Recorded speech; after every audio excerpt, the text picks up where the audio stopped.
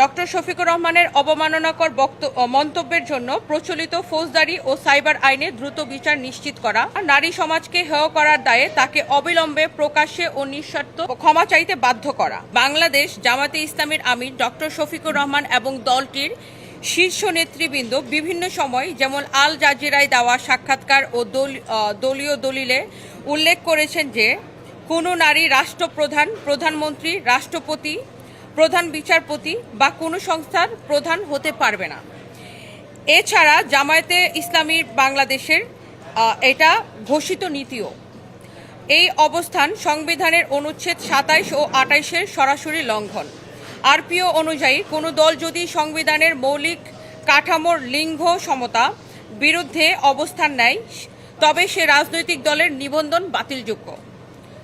রাষ্ট্র পরিচালনায় নারীদের অংশগ্রহণের অধিকার কেড়ে নেওয়া একটি চরম অসাংবিধানিক আদর্শ। ৪. সুনির্দিষ্ট অভিযোগ, সম্প্রতি ডক্টর শফিকুর রহমান কর্তৃক নারীদের উদ্দেশ্যে প্রস্টিটিউট বা পতিতা শব্দ ব্যবহার এবং নারী নেতৃত্ব নিয়ে তাদের দলগত বিদ্বেষমূলক অবস্থান কেবল ব্যক্তিগত আক্রমণ নয়, বরং এটি বাংলাদেশের সমগ্র নারী সমাজের সাংবিধানিক অধিকার ও সম্ভ্রমের উপর সুপরিকল্পিত আঘাত। ৫. আমাদের আইনি দাবি ও প্রত্যাশা, নারী সম্মান ও সাংবিধানিক অধিকার কোনো রাজনৈতিক আপোষের বিষয় হতে পারে না। এমত অবস্থায় আমরা নিম্নোক্ত দাবিগুলো উত্থাপন করছি: নিবন্ধন বাতিল ও পর্যালোচনা, সংবিধান ও আরপিওর শর্ত লঙ্ঘনের দায়ে বাংলাদেশ জামাতে ইসলামীর রাজনৈতিক নিবন্ধন বাতিলের বিষয়টি খতিয়ে দেখে দ্রুত আইনি ব্যবস্থা গ্রহণ করা।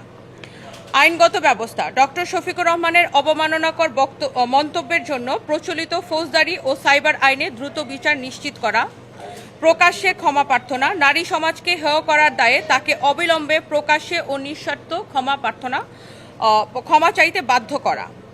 জিরো টলারেন্স নীতি, নারী বিদ্বেষমূলক বক্তব্যের বিরুদ্ধে রাষ্ট্রকে কঠোর আইনগত অবস্থান গ্রহণ করতে হবে। একটি গণতান্ত্রিক রাষ্ট্রের আইনের শাসন সবার জন্য সমানভাবে বলবৎ থাকতে হবে। আমরা আপনার নেতৃত্বে এমন একটি বাংলাদেশ প্রত্যাশা করি, সদয় বিবেচনার এবং প্রয়োজনীয় ব্যবস্থা গ্রহণের প্রত্যাশায়।